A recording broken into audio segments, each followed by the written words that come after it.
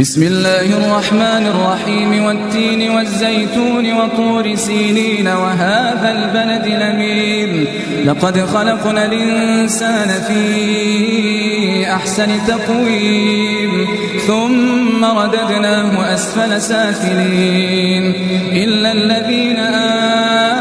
آمنوا وعملوا الصالحات فلهم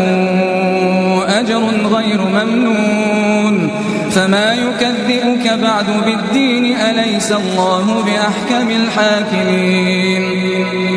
بسم الله الرحمن الرحيم اقرأ باسم ربك الذي